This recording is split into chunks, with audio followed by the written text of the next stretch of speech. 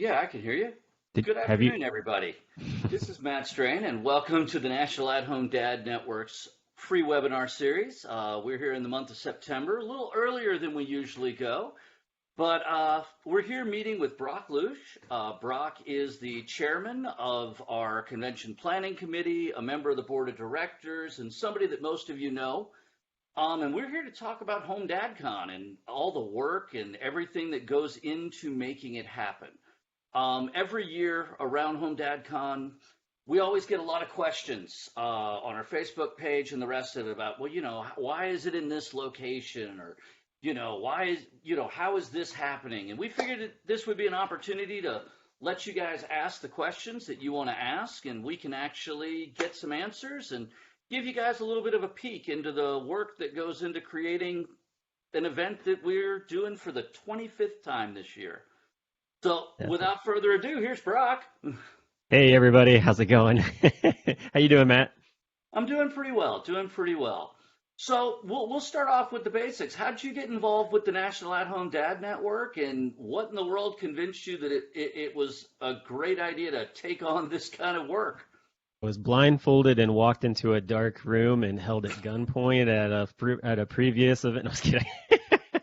uh, no, I attended my first convention in Orlando in 2018, and I just fell in love with it. And I also, at that point, I had become so involved with the organization that I became a part of the board, and it was just like, man, how do I get this to Cincinnati? Because this would be awesome. And we have a decent, like, active dads group here in Cincinnati. So, yeah, I mean, I just continued to find different ways to attract the attention of what was going on, and kept an eye on what other groups were doing. Like getting to watch a little bit of how Orlando got put together, getting to watch how all of the Twin Cities, Minneapolis got put together, really just kind of helped with being able to basically put it out there as an option, which a lot of times Cincinnati gets looked over for lots of different things. And it wasn't a hard sell, but it was a sell that definitely had to be made. So in addition to, obviously having a good cheerleader in you for Cincinnati, and the rest of it, what are some of the other big perks that helped Cincinnati like win, this particular year? So I would say probably the number one perk would be location and price point. So for this area, Cincinnati is so like centralized in a way. Like for driving purposes, you drive any direction 8 hours and you hit a good majority of the population of the United States. Um, it's like 60% or something crazy like that. So drivability is definitely one of the big things. Cost, lot lower cost here. Cost of living is already low. Cost of hotels is actually really inexpensive. And then just the ability, like just the things to do around here are not going to cost a whole lot. I mean, even to go to like a Major League Baseball game, you can go to a Major League Baseball game for under $20 here in town. So it's Wow. it's pretty impressive. Yeah, I mean, you can get a ticket up in the upper deck. I think it's like $15 to $18. So I mean, to get to go to a Major League ball game for that price is pretty much unheard of. Yeah. Yeah, I can definitely see that. Yeah, and then you've So, got just tons of attractions on top of it too. Like that's, for instance, we're doing the Bourbon Trail that as like as sort of a extra thing for this year.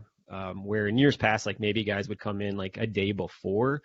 We've got guys coming in a little bit earlier than that, and me and Danny Mercer are going to drive a couple of transit vans down to the Bourbon Trail, which is like 90 minutes south of here, be able to do a day trip down on the trail. So yeah, just lots of neat things like that. okay. And one of the things that a lot of people aren't aware of, especially if they're new to the organization, is that the location of HomeDadCon now moves every year. For a while, they were doing it 2 years in one location, because I know my first HomeDadCon was the second year in a row that they had done in Raleigh. But now we're moving it every year. Why do we move it?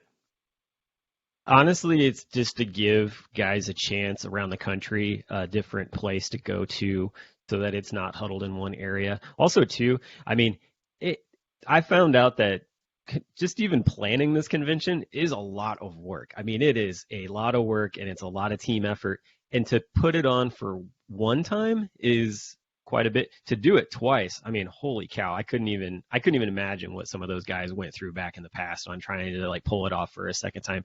And two, it's a much different convention now than what it was back then. It was way more low key. It did not have, I don't believe, as many moving parts as it does now. And that's both a good and a bad thing. There's definitely some things that have improved. And depending on who you talk to, they're going to have both positive and negative aspects to point out about how that's played out. But yeah, I mean, honestly, it just comes down to those things. Okay. And so when you're looking for a location to hold the event, like how do you look at cities? Do you look at like a Yeah. particular part of the country? Like, for instance, the last one that we had in person was in Minneapolis. And then we're doing this one in Cincinnati. Before Minneapolis, it was Orlando. Um, do you look for like trying to move it into different parts of the country? Do you start with like, do you just aim for a city to start with every year? I think it more comes down to what kind of boots on the ground are available in the cities that we go to. So for instance, like we had when so for instance, like we'll go back to Portland. Like the Portland Dads group and city dads groups are super helpful with this. Just having them as a partner for media relations and just the support that they give the organization is super helpful, especially in the fact that these groups have organized dads who can basically sort of like, for lack of better terms, like dad's a symbol and like go get it and really put a lot of information out there. We're kind of like the Avengers, I guess. Uh, I'll use it. I'll use it. I'll But take it. yeah, exactly. I won't say which character I want to be, but I'll take it. But anyway, yeah. So getting those groups of dads together to be able to say like, hey, like I'm willing to put a team together and get it placed definitely helps. So that's kind of how Portland played out. Orlando played out in a way where there wasn't a large group of dads, and it ended up falling more to like the board to sort of finish up what was going on. But we were able to get that put together. Minneapolis was Chris Brandenburg and his crew, and Chris definitely like carried the brunt of weight on planning that.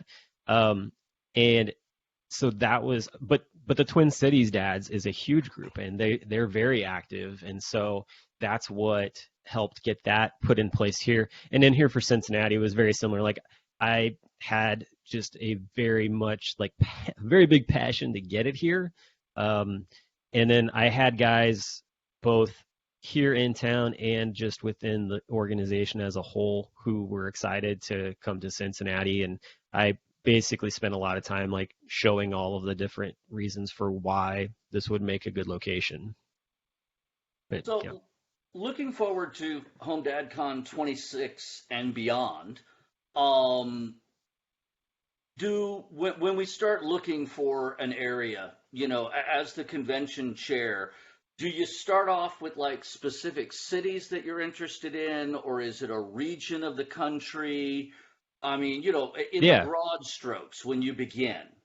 So I feel like it's always this, it's very similar to the same thing every year. You always tend to get like, where's it going to be at next year is a huge question. And it's always a thread that comes up with people throwing out all kinds of different cities. Boston always comes up. Chicago comes up from time to time. Some of the locations out on the West Coast, like San Diego and things like that, pop up.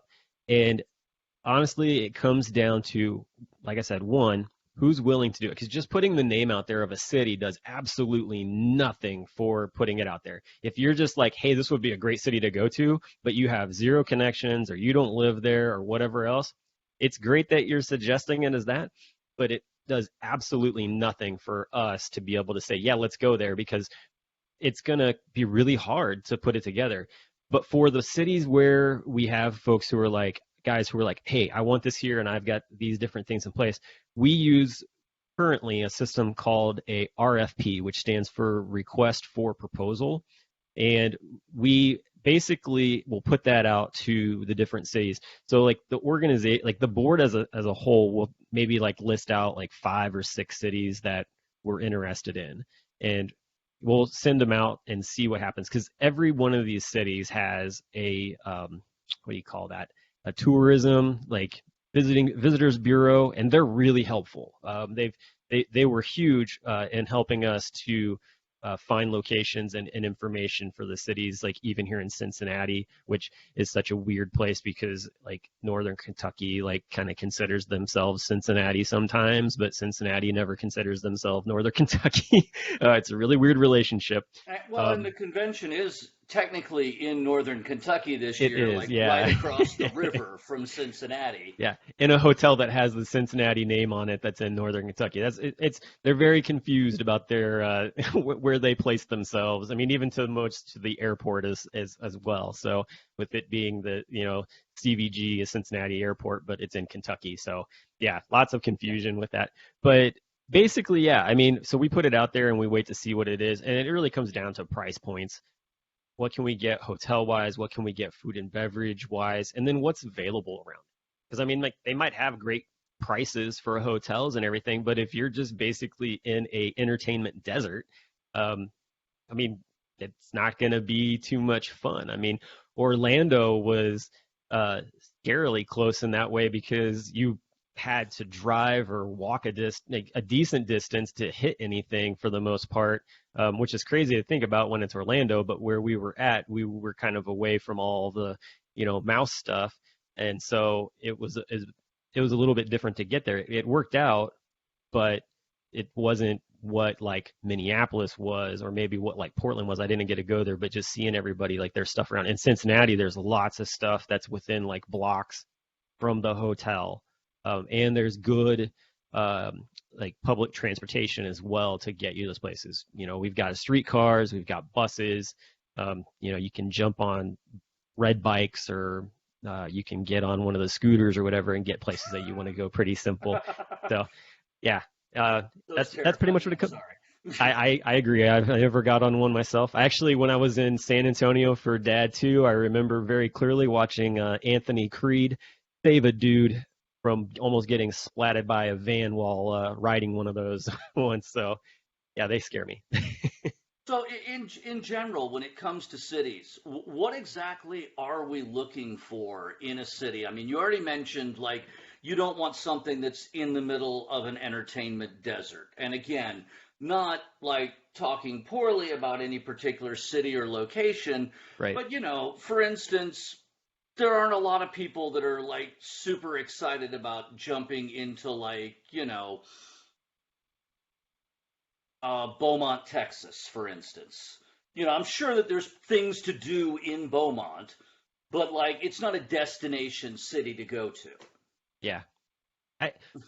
So I think first the stress is one is like, this isn't all just a me thing. And I've only been doing the convention for the past 2 years just because of this lovely pandemic that we're all in. And because in all retrospect, I mean, the plan was for me to basically plan Cincinnati and then hand it off to the next person type of deal.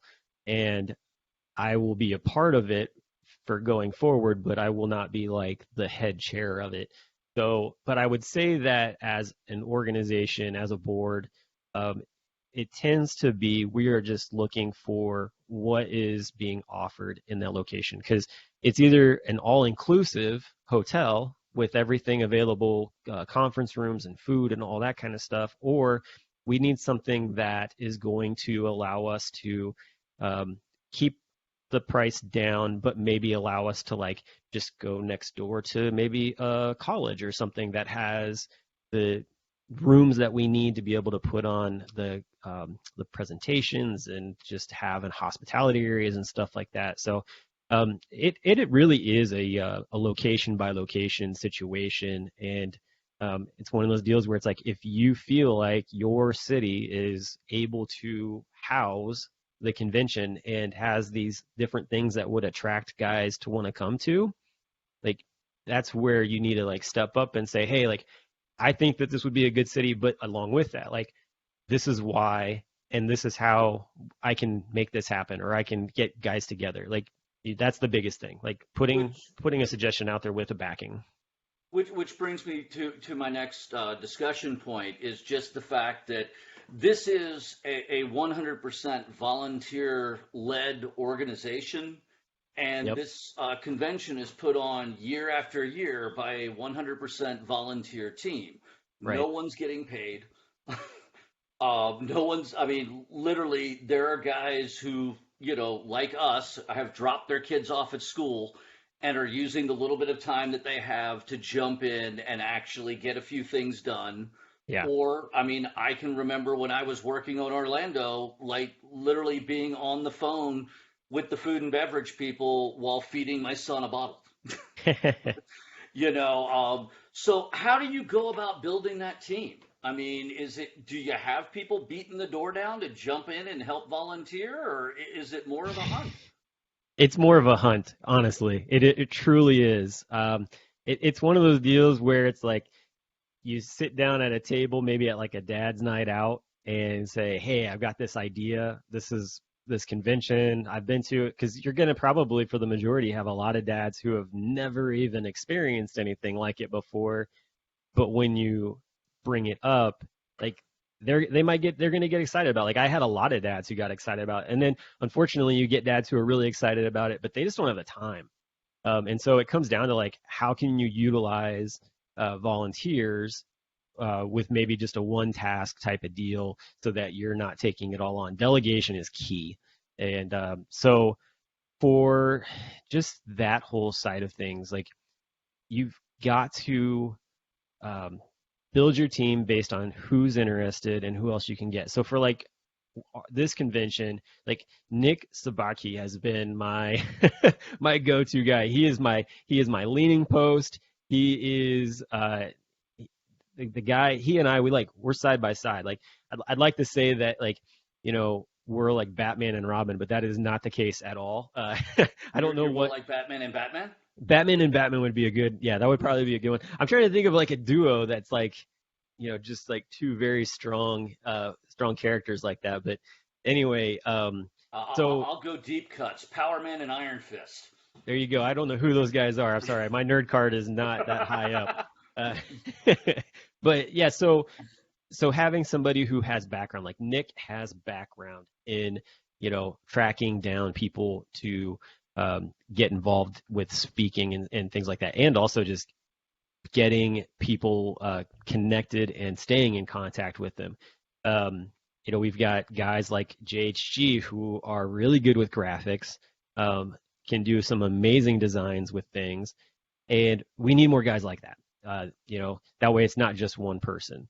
And so I think for me, the thing I would say is like with all of us being stay-at-home dads, we all come from different backgrounds with things. For me, like naturally, networking and all those things really come into play very smoothly for me. It's not something I'm trained on, but I can connect with people and work with them.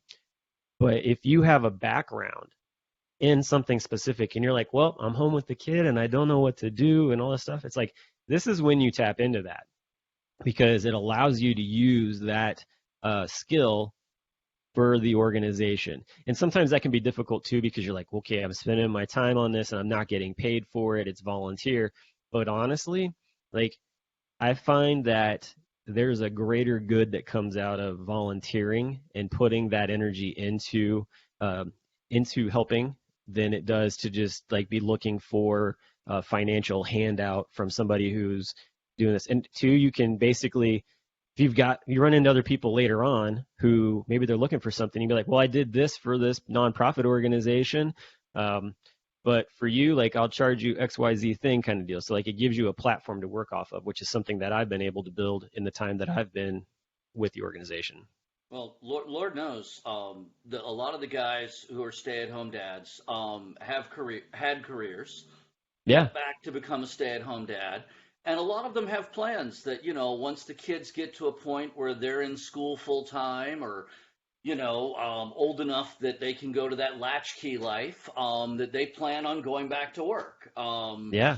It's not really in the cards for me because I was a chef and I was old when I started having kids.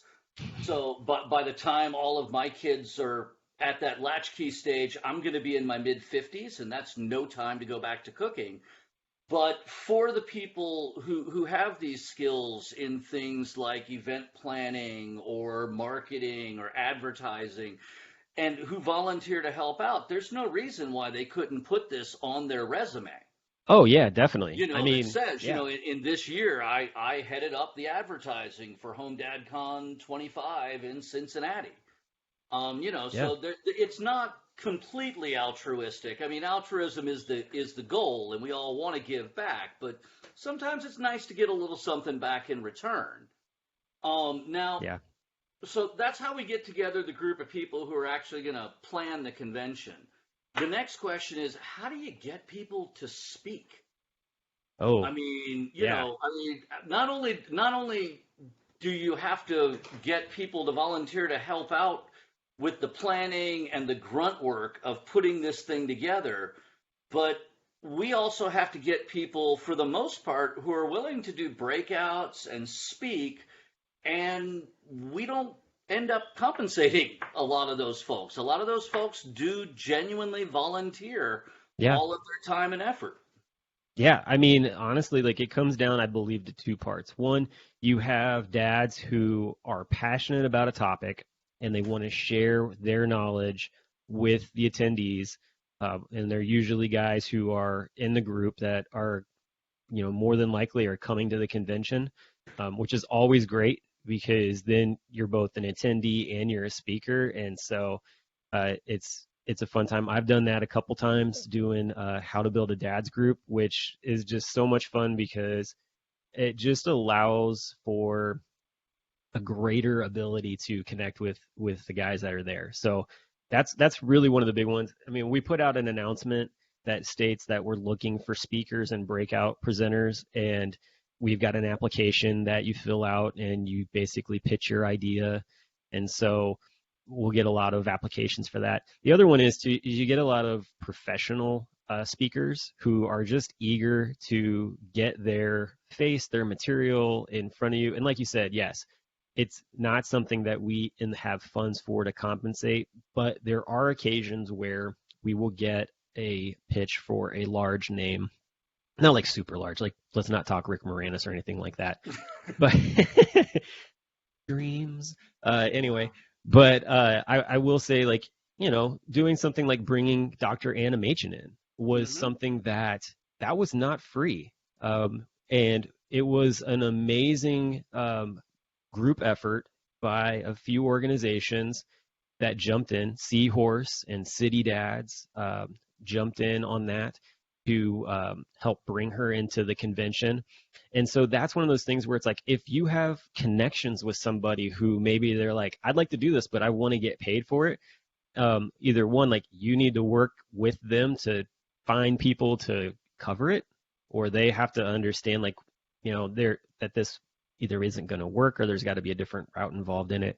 But that's probably the biggest thing, like just getting it out there. And things like, if you like say you read like fatherly.com or maybe like the dad.com or Dad 2.0 Summit, you go to it, or you're involved in one of the other amazing dad groups that are on Facebook and stuff, because there's so many, and so you get presented by to tons of different speakers, and you're like, I really want that person to come to HomeDadCon. It's reaching out to them, talking with them, and then seeing how that will work for them, but making those connections, or even passing that contact information on to whoever is in charge of reaching out to getting speakers and that kind of stuff within the convention itself, if you don't feel comfortable with it or you just don't know how to go about it. That makes sense. Now, what a lot of people who have never been to a HomeDadCon don't realize is that, yeah, we have a lot of amazing, great content that happens throughout the day. Um, you have breakfast, then you go in, you've got speakers, you've got breakouts, you've got networking with other dads. But there's a whole lot of activities that happen both before the convention and even some that happen after the convention, Yeah. that come year after year. And like sometimes I've always wondered. I mean, I know some of them get organized by like individual guys. Hmm. I'm part of that nerd crew that did a lot of playing of Dungeons and Dragons at Yeah. night after the convention and the rest of it. And most of those games are just put together amongst guys who know each other. Yep. But the other question I was going to ask is that, who plans the bigger activities? Like, for instance, this year I know that there's a Bourbon Trail Tour Yeah. that seems to have probably the largest crowd of people I've seen interested in doing something in a long time. Yeah, bourbon tends to draw quite a crowd for sure. So I would say that it's a combination of organic and planned. So what you have are guys who are like, I really want to do something. Like for instance, like you're talking about like games. So, you've got guys who are like, well, I'll be a dungeon master and I will build this game so that we can get a group of guys together. Um, and that's an opportunity there. Or, some guys will take the time when the city is announced to go start looking around, like what is available in the area. Like for me, so I love Bourbon. I know where the trail is. I've been there many a times. I've gone on it many times. I mean, honestly, like some of those places, I could give the tour myself. But it wasn't me that came up with that. That was Greg Clapp who like reached out to me and was like, dude, like, what do you think about this? And I was like, this is great. And that's the biggest one. Like you get people who are either former attendees or maybe they're new attendees and they just see something like this would be great. And if you're new, like, and you've never gone before and you're going to a city where you're like, oh, I've been always wanted to go here. And there's something that's like, this would be awesome to experience with a whole bunch of other dads, then you've got to do your due diligence to reach out. So Greg had reached out. We put everything in motion, and I've worked for a tour company down here, so I knew like what things needed to be done to like get it all put in play, and we worked together on that for a bit. And so that's why that took off. And things like who was it? Somebody else mentioned the National Air Force Museum, which is a 45-minute drive. Like we're driving 90 minutes south. Mm-hmm. To go 45 or maybe even just an hour north of here, you hit the National Air Force Museum. And there's a lot of guys who are big into aviation or just history in general. And I want to see the space shuttle. Yeah, and I'm going on that one. Yeah, the rocket room is one of my favorite places to walk into because like they have a bunch of missiles standing like straight up in this big old silo, and you walk around in it. But basically, that was something that somebody else came up with too, and so a lot of it is that way. Now, I will say things like Convention Eve. That's something that the committee will put together. Try to find a place. That took some time. Matt, you were huge in getting that locked down. I mean, I gave out some suggestions, but you really dug around, and so that was a really big find to get that put in place. And literally, like Convention Eve, sort of like makes itself in a lot of ways because it's really just like a dad's night out of food and hanging out and talking. Like, there's really not a lot of pizzazz that goes into it, but finding a cool place to have it is really the key.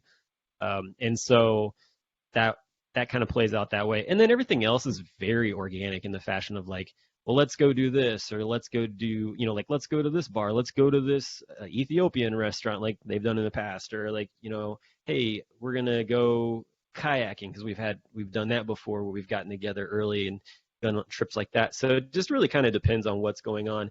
The soccer game, soccer game was so much fun in Minneapolis and drew so many guys. And that was a before the convention thing.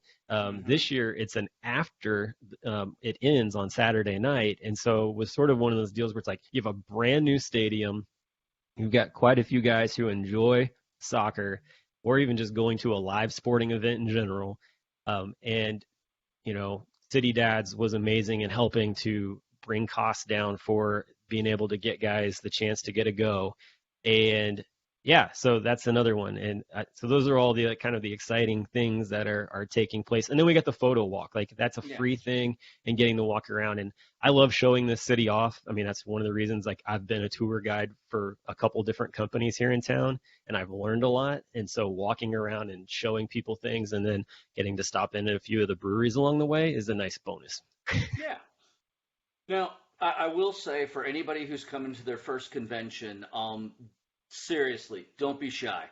Nope. Jump in on any of these activities. The photo walk is something that doesn't cost a dime. It's just a nice walk around town, looking at the sights. It's a great chance to like meet some folks, hang out, and just be yourself. And if And you don't connect. have and if you don't have a nice camera, it's not a big deal. Like honestly, we all know that cell phones take just as good of pictures as a DSLR camera.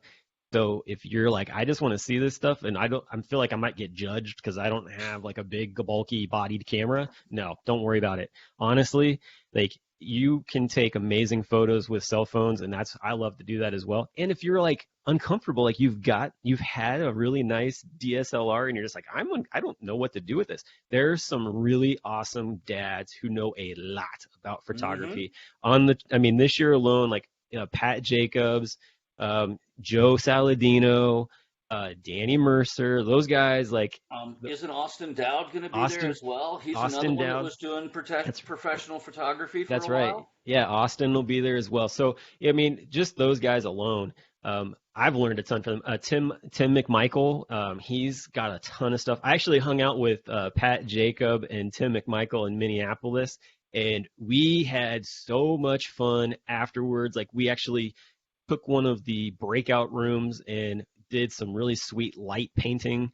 And then we went out to where the streetcar was and did some long exposure pictures there and stuff. And I learned a ton from them because when I came back here, I got to actually use some of it. So yeah, and Yeah, that was just completely unplanned. Like we were just like, hey, like we got our cameras, like let's do this thing.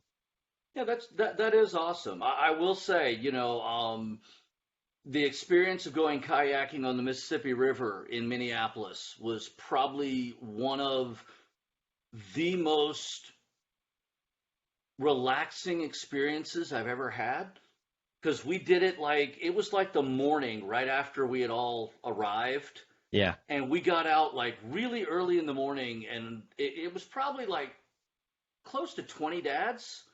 yeah, it was. Everybody had their own kayak, and if I remember correctly, probably for about the first hour, no one spoke. I mean, like literally, I think it was 20 dads going, I haven't heard this much quiet since my children were born. And Hmm. it was great. It was just so wonderfully relaxing. Right. So please don't skip on those outside activities. Yeah. And I know that, you hear people talk about breweries, you hear people talk about Bourbon Tour. I can tell you as someone who's completely sober, you don't have to be a drinker to enjoy any of these things. Yeah. There are people who drink, there are people who don't drink. Don't feel like it's going to be, oh, people are going to give me a hard time because I'm not drinking. It's not that crowd. We'll judge you on your cargo shorts, but not much else. Well, also too, there's other things like really close to the convention this year, which are awesome. So, for instance, like Kyle Denny and myself and Ed Lavazio, and you run too. Are you just biking? What are you doing? Well, I'm training to Both? run. Okay. Run is a strong word. Okay. Like jog, stagger might be a Work little. that works. That works. But I mean, like, so you've got guys who, maybe they want to go and stretch their legs on a nice run or whatever. We've got the whole riverfront that you can run across. So you go across the bridge and you can go down the Ohio River and back, and it's a beautiful path. Connected with probably like I think it's like 4 or 5 like different parks, and they're all Nice. very unique in their own ways. And yeah, it's just a really beautiful area to just take a run on, or you could rent one of the like red bikes and take one of those down and through. There's actually an old cement skating rink down there on the riverfront, which is really cool. But yeah, I mean, You mean like bring your skateboard or?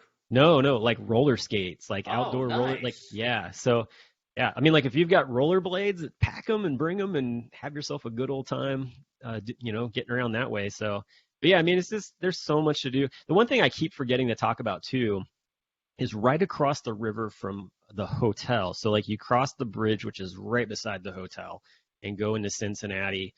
There is the National Underground Railroad Museum is Oh, right there too, and I keep forgetting to bring it up, but it's not free. I don't know exactly what the cost is on it, but I've been through it a couple of times, and it is amazing and so eye-opening, and you get a lot of knowledge. One of the things that they have in there that really will just basically like bring you down to a place of like, I didn't know, and like just kind of gut punch you is they actually have a replica of like what the confinement looked like in a ship for a slave, and you find out just how tightly packed everything is. Like they let you walk in and see it, and man, if you're claustrophobic, like you will get a whole new respect for claustrophobic, like going in there. And but there's just some really neat stuff as well there. So that's another place. Another museum that's really close is the Reds Hall of Fame, which that is they're the first baseball team. Like they're the first Major League Baseball team. Um, and so there's a lot of history in Cincinnati for that as well.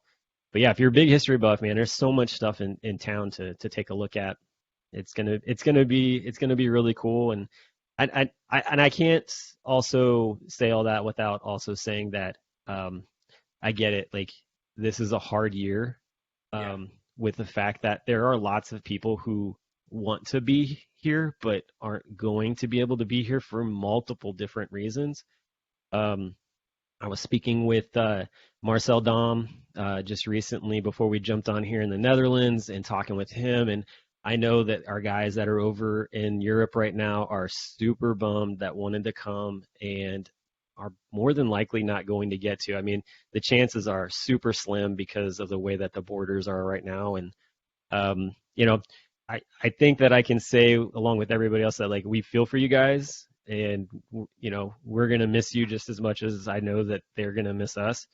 But there's always next year, and things will get Mhm. better, and we'll get back together. And if you're somebody who's not getting to come to HomeDadCon this year, I really hope that you find some way, both you and your partner, spouse, find some way for you to be able to have some sort of time to recharge, because that's really what the convention is all about. It's all about recharging. So really just have that conversation. It might not be easy, but it's very important for your mental health and for your family that you find some way to have that kind of time like you would have if you were at home dad gone. Yeah. Now, I'm going to ask the loaded questions now just because we really want that behind the scenes look. Bring it. What was the hardest part for you putting Home DadCon together? Not let's just say over the last 2 years. We'll combine it with my next question, which was, Sure. how tough was it to pivot when last year we had planned a convention in Cincinnati and Yeah. suddenly had to swap over to go 100% virtual? It was scary. Like it really was, dude. I mean, we're talking like stress and anxiety. I mean, I was already dealing with stress and anxiety, but that like kicked it up a whole 100% notch on it.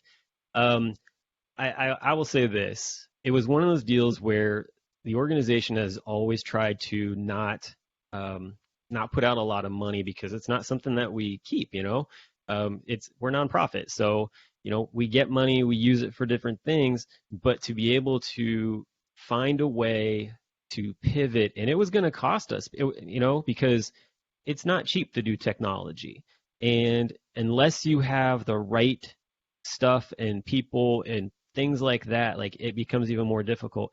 And I can't say this enough, but honestly, like I feel like as an organization, we owe a lot to Robbie Samuels for the Absolutely. amazing amount of help and knowledge and just all the things that he did to step into what he was working on in his professional life, to be able to help us out in putting on the virtual convention. We thought we knew what we were doing when we jumped into it, and we were all very naive. to, We were oh, we can all do very this, wrong. and having one conversation with Robbie and getting off of the call and all the board being together and going, holy cow, okay, we completely underestimated what it is it's going to take to do this, and then at the same time being like, all right, like we have to figure out a way to make this work. And Robbie was very gracious and generous with his time and just how that all played out. So that was the first big thing. So getting that put in place, that was probably the biggest hurdle last year. We had quite a few speakers. Everybody still wanted to speak, and we had people who were really excited. And honestly, like attendance didn't drop, which that was the amazing part. We had so many guys who jumped on to help out. City Dads did an amazing job helping to also bring guys in. So that was another huge help as well. For this year, I'd say the biggest hurdle was basically getting guys who were interested to come in, and then also too, the biggest part of that was when we put out the vaccination policy about being fully vaccinated. There was a huge like sort of like breath in, hold, and like wait to see what people were going to say. And it was like, how many speakers are we going to like have drop? What's that going to look like? And honestly, like we did have speakers who came back to us and said, I think with everything in place, whether it is that they were vaccinated or not vaccinated, and I'm not even going to get into that, but just even those who were just like, it's an unsafe situation and all for just travel and things like that, which I completely respect. They were like, I want to be a part of this. Is there another way? And so, working to try to figure out a way to be like, all right, like we can basically pipe you into the room to be able to present. Those things are not going to be something that's going to be virtual like in the past because there's a lot more moving parts to that. But be able to have them in, be able to record it. And, if you're a member, you've got your membership fee, that kind of thing is being able to get access to some of those things later on after the convention is over is another opportunity involved with that. So I would say that's probably one of the biggest things that we came to overdo, along with just like renegotiating our contract for this year, which is a whole nother thing. We had so many, I'm just going to be really transparent and blunt here with this. So we had so many people who were like, what's taking so long on making the decision on whether or not we were even going to have it last year? And then when we announced it, people being like, what took so long? And it's like, we spent 3 months, 3 months going back and forth with the hotel to actually get something put in place that did not cause major financial damage to the organization, and also to get the hotel to realize that we wanted to have it there. We're not going to put our members, our attendees in jeopardy with their health to put it on. And so they finally came to that agreement and allowed us to move it to this year. And things are what they are. But it's going to happen. We've got good policies in place to help, keep people safe and things like that. And, if you feel comfortable, great. We're glad to see you there. If you're not comfortable and you've paid for your ticket and you're like, this isn't going to happen, my family doesn't feel safe, you just need to let us know and we will work with you on getting things situated with your ticket and stuff like that. And then honestly, like we've say, like we look to see you in the following year.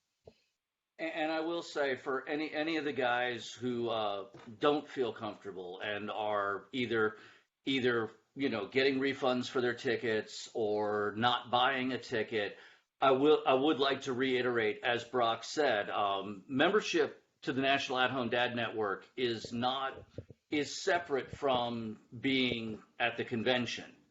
You can pay for a membership and not go to the convention, and that would give you voting rights when it comes time to pick new board members. But more importantly, one of the things that it's going to do is that after the convention, we're going to have video recordings of many of the presenters, probably not all of them because there's some contractual issues with some of them, but for most of the presenters, we're going to have recordings so that you would be able to actually enjoy these at your leisure post-convention. So, you can still get some of the benefit, not necessarily quite as much of the brotherhood and camaraderie, but hey, you can do that for free on Monday and Tuesday nights.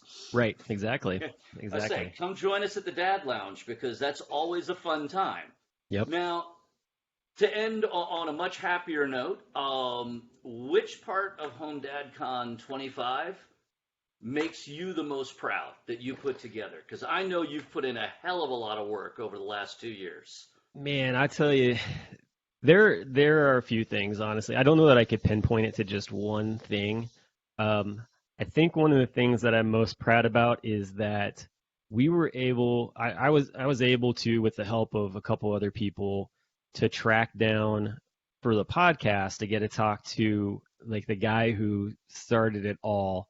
Um, and basically, what I mean by started all was like a newsletter for stay-at-home dads, that then got the attention of Dr. Robert Frank, who everybody knows pretty much that's from the old school days as Dr. Bob. And basically, we were able to get in contact with Dr. Robert Frank and was like, hey, this is the 25th year. I don't know if you like remember us or anything like that, because I mean, none of us have really stayed in contact with him. And we were just like, would you like to come and speak? Like, would you like to be a part of this? Because one of the things that we're doing is a panel for the 25th to just talk about kind of how things were at the beginning, how they've changed, and all that kind of stuff, which is going to be really cool.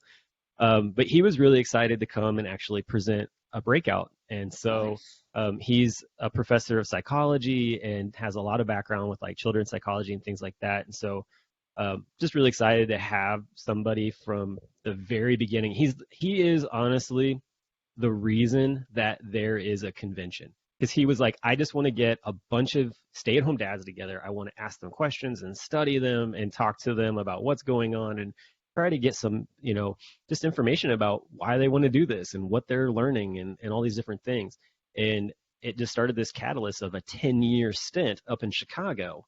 And so the fact that we could get what I would consider to be like the quote unquote like godfather of like HomeDadCon to like come and be a Well, part I of mean, it.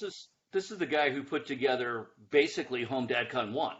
Yeah, it was him and his son. I mean, Yeah. they were the ones that put it together, and it was just literally like come in for a week, or like I think it was like maybe even just a day into Chicago. I'll feed you pizza and ask you questions, and you can hang out with other stay-at-home dads. I mean, that's literally all it was. And so, yeah, so he's coming, and that's going to be really cool. I would say that the other thing that I'm really proud about is just the fact that, um, we could pull this off with all of what's going on, all the hurdles and all the different areas and stuff, um, and be able to, one, provide um, just the amount of like depth and speakers and the variety that we've got this year. Because it looks totally different than years past, and like who's gonna, who's presenting and what's being presented on. Like the topics are like about as broad of a paint stroke as you could, I feel like, possibly put into it.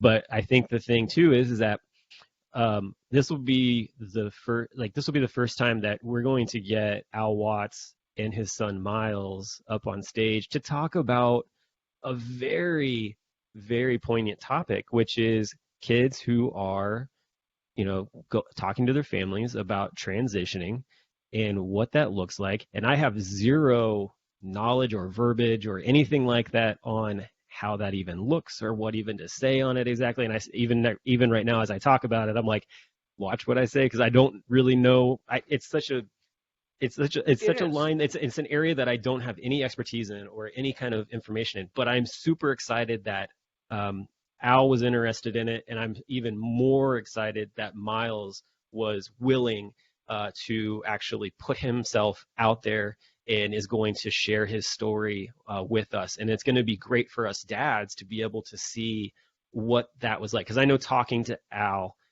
like it wasn't all like a hooray, like this is great. Like they went through stuff. Like Oh yeah. he went through stuff. And I think sometimes like parents feel like, oh, that was an easy, like that was no problem. Like, because it's almost like it's black and white. Either you accept it or you don't accept it. And it's like, no, there's a gray. There is Oh totally a yeah. gray point where it's like, I don't really know how to do this. Like I love my kid, but boy, this is really tough. And I think that we're going to get to see that in this conversation that the two of them are going to share with us on the main stage. And this is something that honestly, even if our own children don't experience this, more and more young people are becoming comfortable in expressing who they truly are. Yeah. And I think this is going to be something that in the not too distant future, all of our children are going to be in direct contact with somebody who is not, in a binary gender, state. Definitely. I think the word they use is is a non-normative gender or something like that. Yeah. But the fact is, this is something that we all need to know about. This is something we need to be comfortable about because we care about our kids, we care about their friends, and we want to make sure that we're being as supportive and helpful to them as we can. Yeah. Definitely. Yeah. So that's probably the thing that I'm definitely most just proud about that's coming into play. And there's so many different things that are happening. I mean, it's just I don't Look, know. there's so many things that are happening. Drop a scoop on us right now. Tell us something that nobody else knows about with HomeDadCon.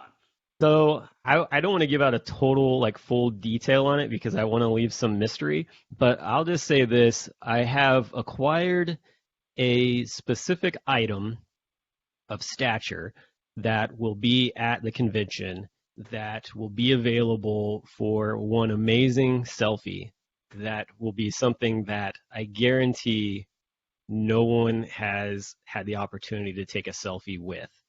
Uh, Hmm. One here in town and has passed by it and probably never even noticed it, honestly. But I got permission to actually bring it to the convention and have it set up. And so we'll have a place to be able to post pictures with it.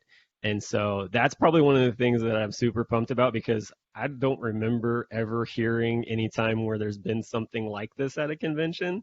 And so that's Certainly not in the what, 4 or 5 that I've been to.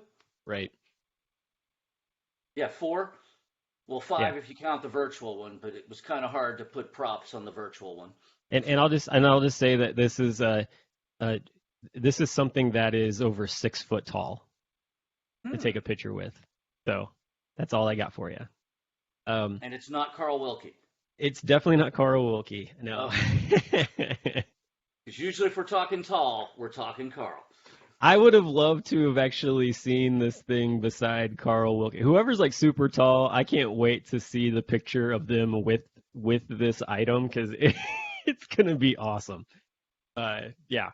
So that's going to be really cool. I think it'll make for some really cool like promotional publicity pictures, and the folks that kind of head up it are probably going to find it quite worth their ability for us to borrow it, and they freely have like given it to us for the weekend. So I'm excited about that. Well, a couple of comments that we got. Danny Mercer just pointed out that this is going to be the best convention ever. Also, Danny, thank you for catching the Power Man and Iron Fist reference. Really appreciate that. Somebody else was reading like third tier comics back in the 80s.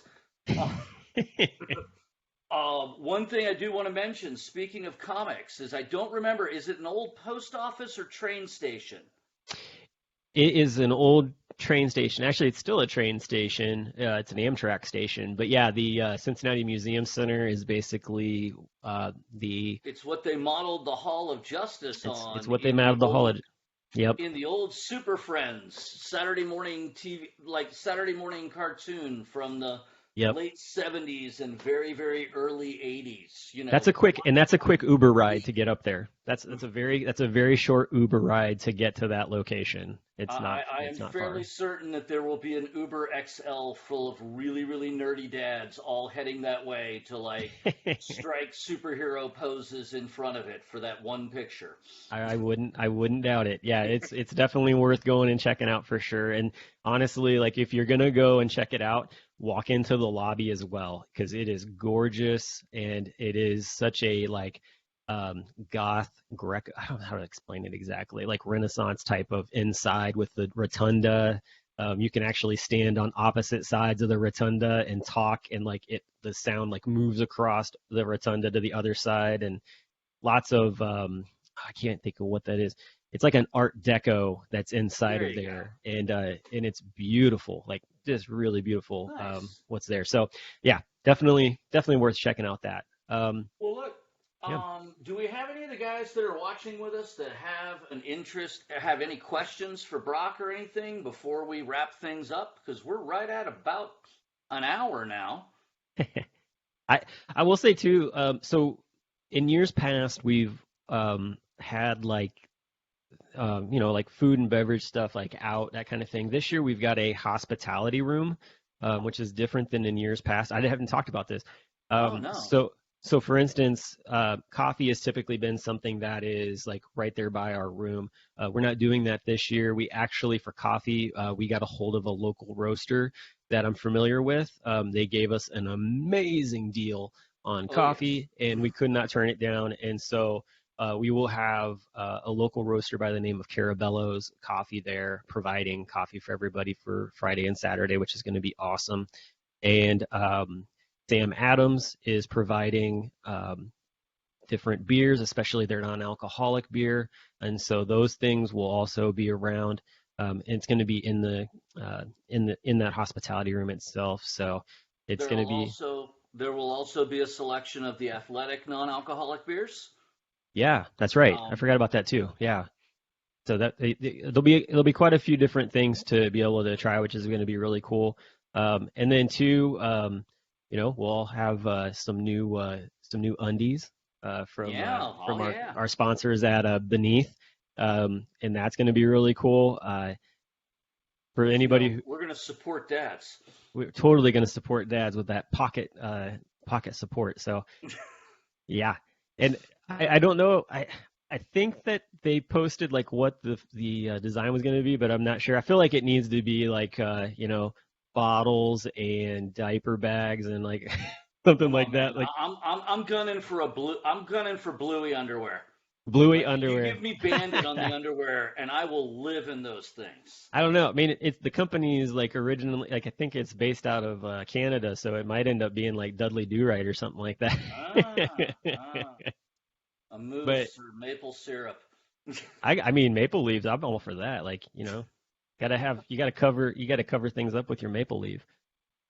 Well, But yes, one thing I will mention is, in addition to having all of our past webinars available on YouTube, we also have all of the past podcasts that you and Danny have done. yeah. So you had mentioned the podcast where you brought on Dr. Robert. Um, Well, I didn't bring on Dr. Robert. oh, I brought on Peter. I can't think of Peter. Peter's last name right now. He was the guy who started the newsletter. Right, right. Where you brought on the guy who started the newsletter that Yeah. then became like, what was it, Daddy's Home Inc. And then, Yeah. yeah. Yeah. Yep. Yeah, and evolved and evolved. So it's worth going to our YouTube channel. If you just search the National At Home Dad Network, we have an entire YouTube channel, and there's playlists for the webinars, there's playlists for the podcast, and there's a few other videos in there. I'm pretty sure we still have that horrific baby shark video from Orlando in there somewhere. Yeah. Somewhere. Also, too, so like we're talking about broad stroke real quick. So we're gonna have a talk on road tripping with your family, and the guy who's presenting on that is actually going to have his '81 Pontiac Bonneville station wagon and his DIY teardrop trailer there to be able to show off like Nice. how he does that. So kind of a little hands-on type of deal that he'll have out in the parking lot for people to be able to check out. Uh, but yeah, and then we've also, if you're into hunting and fishing in the outdoors, we've actually got a guy here locally that's going to be coming and talking about that as well. So, I mean, we just got all different kinds of things that are going to be uh, being presented on. So, and it's going to be great. So if you're looking for the schedule, just go to homedadcon.org and you can see who's going to be there, what they're presenting on, and all those things. And I'm really looking forward to seeing everybody. I mean, we are like 30 odd days out from this taking place, and going to be really cool. And you get a really sweet T-shirt for coming too. Yeah, So yeah, yeah, it's going to be a fun one. Well, look, on behalf of the National At Home Dad Network, I want to thank everybody who joined us. I hope we answered any questions that you may have had about how we do this, why we do this, and how you can become a part of it. Because, again, this is an organization of dads for dads that is run 100% by dads, and it is all volunteers. So if you want to be a yeah, part of this, please reach out. Let it be known. yep. And if you You have know, questions about that we didn't answer, please feel free to send them to us. You can message me directly, and I'm happy to have conversation with you. yeah. So please, we always love to see guys who come on board, maybe go to one convention, two conventions, and they find that passion and realize how important the organization and the convention can be in their lives and just want to be a part of it. So don't think that you don't have something to offer. Everybody has something to offer. Well, look, guys, we appreciate it. We will not be having a webinar next month. We'll be a little busy having a convention. So our next one will be in November. So we look forward to seeing everybody for the webinar then. And until then, you guys have an absolutely great day. Have a good one, everybody.